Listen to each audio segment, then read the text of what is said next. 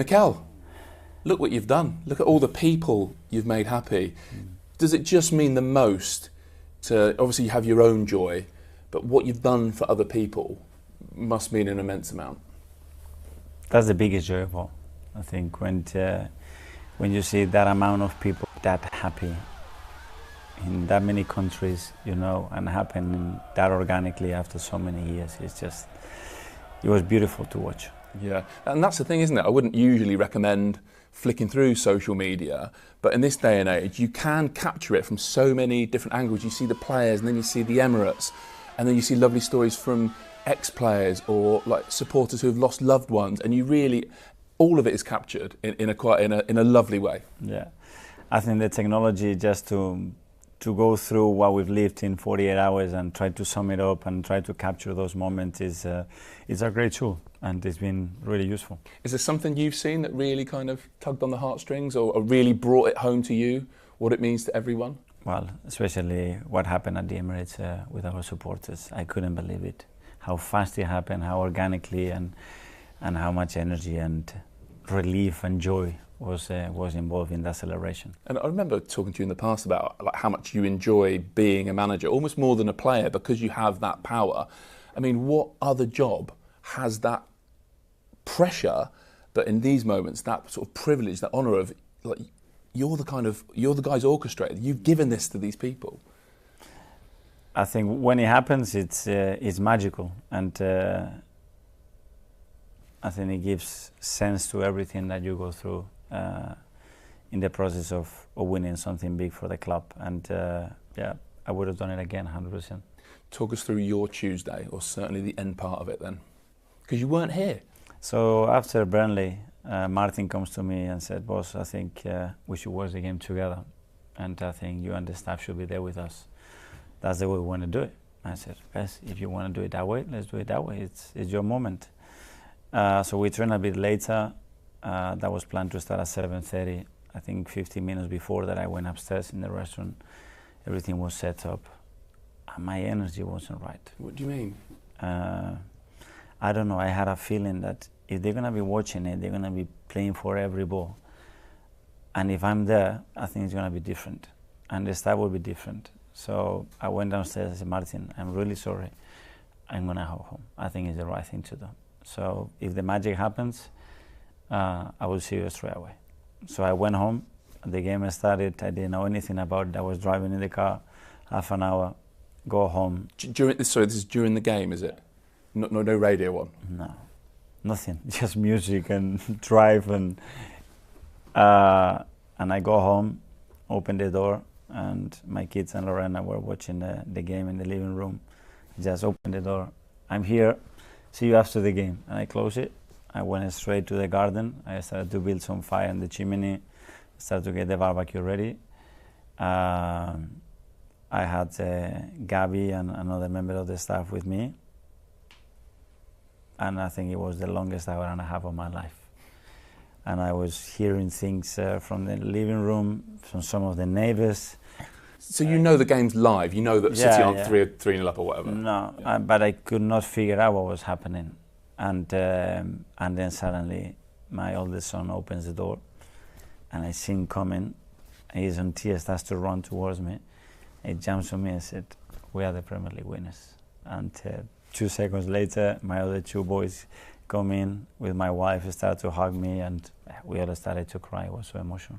What a moment! What a moment! Did you feel like it was perfect? I mean, you'd never have imagined kind of winning the league like that, cooking a barbecue, stood by yourself, but it was the way that I think it had to happen. And if I wanted to be closer to somebody, it was my kids and my wife first. And a minute later, Martin is on the video call, just going through all the players. "Where are you? You have to be here. Where are you? Where are you?" And I said, "Don't worry, guys. Enjoy for a while and see you tonight." So 2 hours later, we went to central London all together, and it was incredible.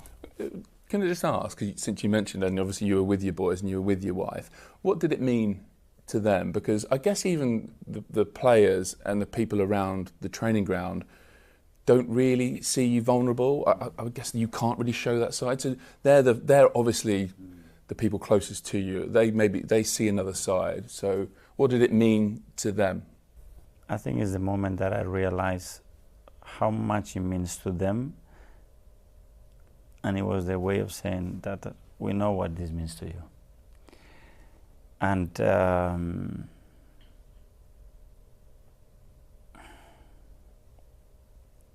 I think especially for my wife, because I think she is the person and the reason why I have kept my composure. I think my self-confidence, I would say my energy at the level that it was required to do what we've done for the last 6.5 years. And she needs to understand that that place is for her, and without her, none of that would have happened, that's for sure. Yeah, because you talked in your press conference about, not 100% being sure, can I lead this club to a major trophy? Is she the person who convinced you that the answer to that was yes? It was part of that sometimes, but as well I'm that demanding with myself that the first instinct is always, maybe I'm not good enough to do this, or I'm not the right person, or what they need. The only thing that they are missing is somebody else with a different message, and they will get over the line. But at the same time, if we're going to do this, we're going to have to show the values that I've been taught since I was little, which is perseverance, which is resilience, to never give up, to understand the reasons why even doing your best you cannot reach maybe a goal because somebody else can be better, has better resources. Learn from the past and mistakes, but especially, I always said it, nobody's got a bigger passion for this game than I do. So when do you have to show it? When the question mark is on. And the joy that I feel now and how proud I am in the manner that we've done it, I think nobody can take that away from me now. And I think so many people in all walks of life will be able to relate to how you're talking about your wife, because having someone who believes in you that much, who loves you that much, that is life, right? That it just means everything. Yes, but sometimes we take that for granted.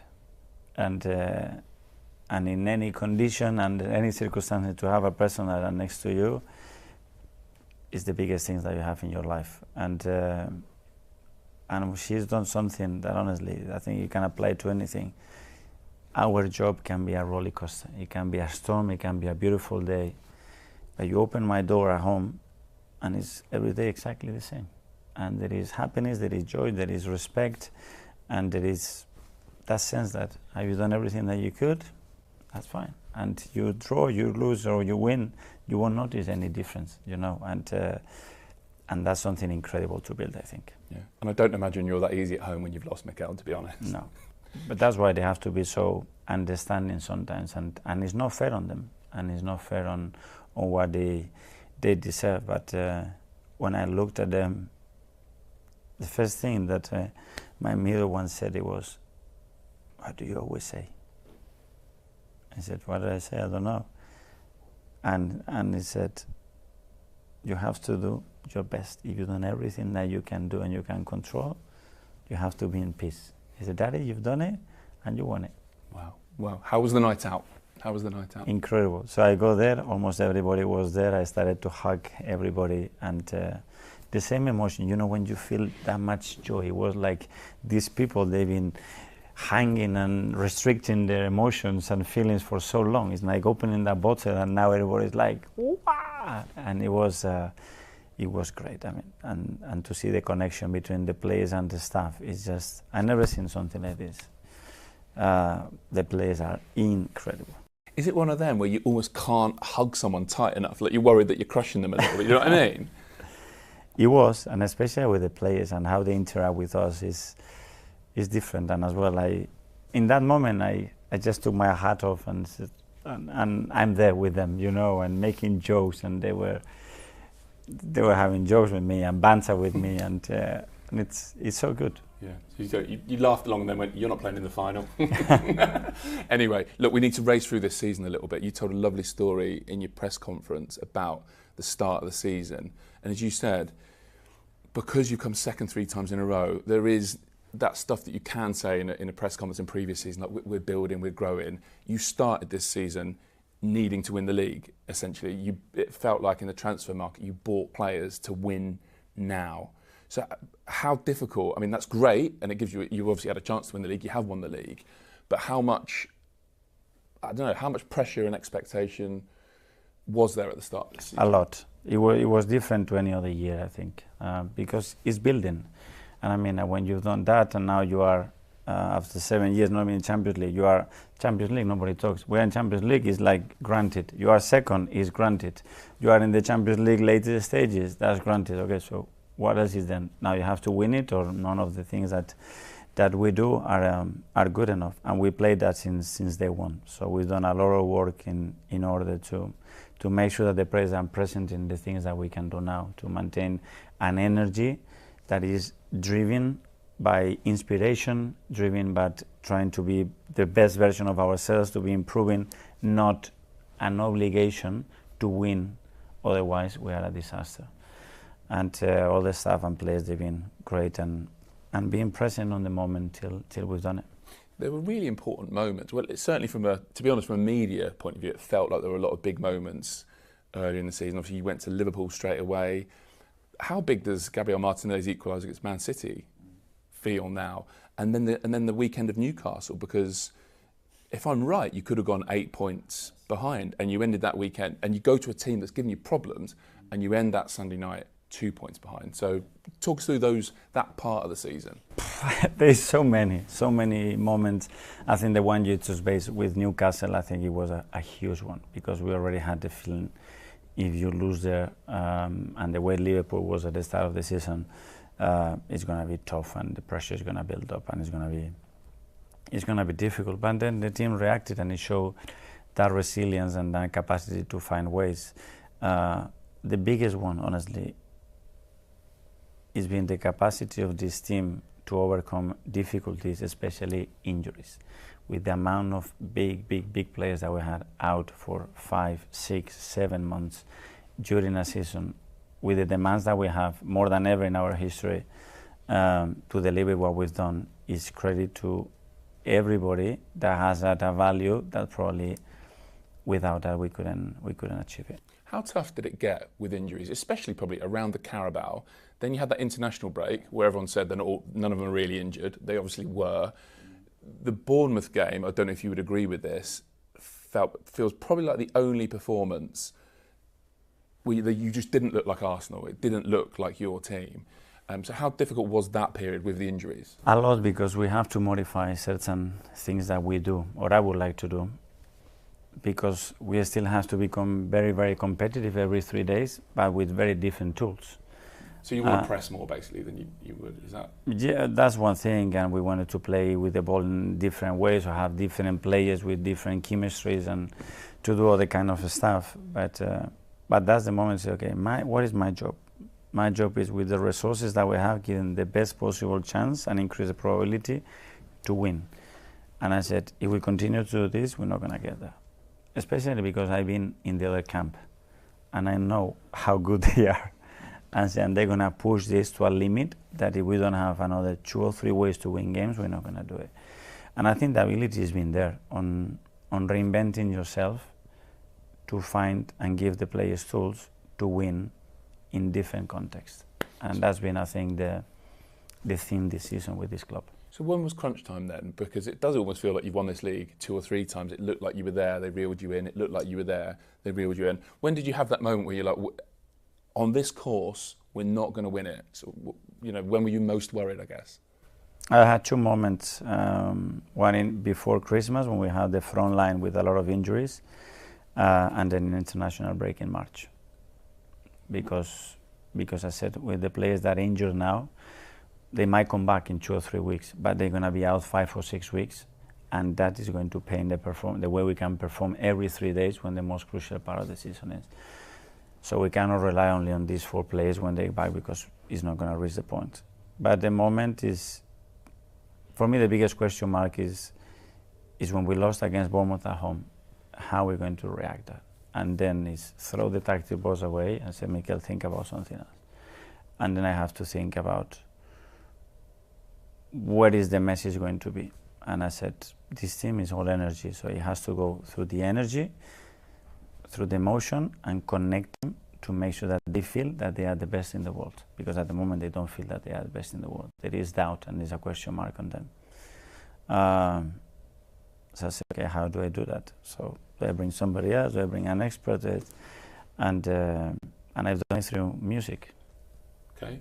Music is so powerful, and probably you will see maybe when everything finishes, creating moments with them. But before it happens in the dressing room, I think the celebration in the dressing room has to be before we win it. We need to feel before that we already won and we are the best, and try to create that theme. So you did that, brought music into the changing room before the City game? Yeah, but it was in different ways. We'll tell the story probably at some point, but the purpose was they have to feel that they are the best and they have the best next to them. And we need to achieve that. It doesn't matter what we do, find ways, we need to achieve that. Because if we do that, we're going to have a good chance. If we play with certain doubt, they're going to go, I want to be safe and I want to do that, and we're not going to get there. Just before we finish, I want to fill in a couple of gaps. The first North London derby, obviously a great evening for you guys. Eza gets his hat-trick. Do you think, was that the team in its best moment of the season? We look back, I know you beat Bayern around that time as well.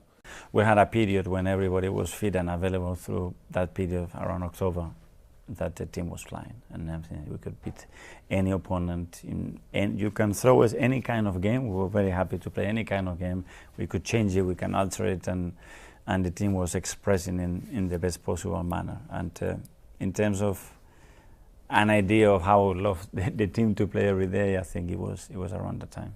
Did we see as well, have we seen with your team, although I think a lot of even opposition managers would say you've won it because you can do a lot of different things very well, but that classic thing, like attacks win games, defences win titles.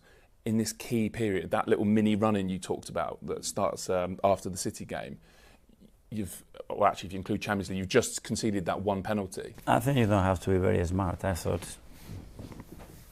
can we score 100 goals today with the resources that we have, the players they've been out, or the manner that we are performing? The answer is no. Can somebody score 35 goals? No. So how are we going to win 40-odd games to achieve what we want? And that's it. What is our biggest strength? This one, okay, we need to be the best at the world at doing this. And the other ones, we're going to have to be very close to be the best in the world, but we are not the best. So only with that, we're not going to do it. And make sure that the boys understand this is our biggest strength. And if we do that, the probability of winning the game is going to be so high. And obviously that moment you shared with your family and then with the players the other night will live with you forever. Will West Ham in the last couple of minutes live with you forever as well? I mean, I wonder how many times Mateus Fernandes bearing down on goal has flashed through your head, and how many times you've heard back after review. That's another thing. But then when I was going back, the titles that I won, there is always moments like this. And when I was at City and we won it 3 times in the last game, it's always been moments like this. And we discussed that many times, guys. It's going to be moments that we're going to need some of you to do something incredible. And it has happened, because it happens. It's a pattern that it happens in every championship winner. And we have that. So that's say from David, or the block from Gavi, or the magic moment that Martin and Leo created against West Ham. I think that's what we need. And when you think back on your journey, do you think about the kid leaving San Sebastian, the young boy leaving Spain, coming to Britain for the first time with Rangers? Do you think about the deadline day when you became a player here? I think what I think is, I think the day that I was given the job here, without managing anybody else before, I think how brave ownership, especially George was, Edu and all the people in the board to make that decision. Then all the support that I had, and I'm not going to name them all, but there's a lot of people in that journey that have been instrumental to achieve what we have done today, and especially the players. And I got so many ex-players that they've been here with us feeling very happy and very part of the journey and their contribution to what we've done. And this is the biggest lesson. At the end, I've learned a lot. I had some incredible experiences throughout that period, and the biggest learning is that this belongs to the players. Mikel Arteta, Premier League champion. Thank you so much. Thank you. Well done.